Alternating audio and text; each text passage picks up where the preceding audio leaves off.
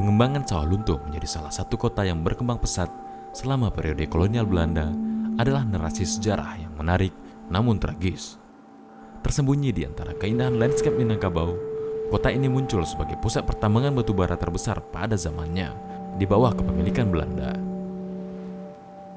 Menyerap model arsitektur Eropa, infrastruktur kota ini menciptakan landscape yang unik yang memancarkan kekuatan dan otoritas kolonial Belanda sambil tetap memperhatikan kebutuhan praktis dari industri pertambangan yang berkembang. Namun, di balik kemegahan infrastruktur kota dan kemajuan ekonomi, terdapat kisah gelap dan tragis tentang praktik perbudakan yang melibatkan ribuan individu yang terjebak dalam kondisi kerja yang berbahaya dan eksploitatif di lubang-lubang tambang. Kisah para individu yang diperbudak ini dimulai dengan penemuan cadangan batu bara seberat lebih dari 200 juta ton di wilayah Sawalunto dan Batang Ombilin.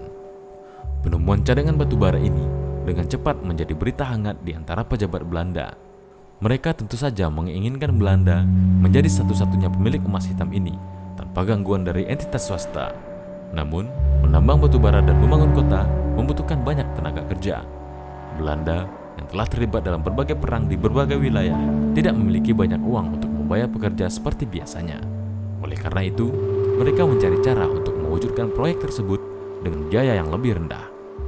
Salah satu solusi yang dipilih oleh pemerintah kolonial Belanda adalah menggunakan tenaga kerja paksa dalam skala besar. Mereka memutuskan untuk mengeksploitasi tahanan dari penjara di Hindia Belanda sebagai budak tambang.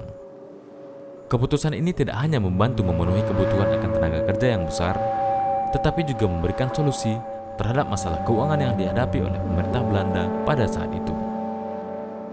Namun, praktek ini sangat merugikan bagi para tahanan yang terjebak dalam kondisi kerja yang berbahaya, seringkali tanpa peralatan perlindungan yang memadai, menyebabkan cedera parah bahkan kematian.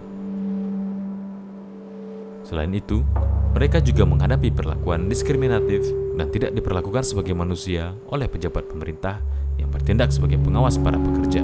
Berbagai kecelakaan tambang atau tragedi seringkali mengakibatkan korban. Namun, pemerintah Belanda di Ombilin tidak memberikan perhatian pada keselamatan para pekerja. Akibatnya, banyak pekerja paksa yang melarikan diri karena merasa nyawa mereka terancam. Berbagai upaya untuk melarikan diri atau bahkan menyerang pejabat tambang hanya menggambarkan kondisi yang sangat mengerikan bagi para pekerja. Tekanan, ketidakadilan, dan kekerasan yang mereka alami adalah bukti nyata dari kekejaman sistem eksploitasi yang diterapkan oleh pemerintah kolonial Belanda untuk kepentingan ekonomi dan politik mereka. Kisah ini mengingatkan kita untuk selalu memperhatikan sisi gelap sejarah kita dan belajar dari kesalahan masa lalu agar tidak terulang di masa depan.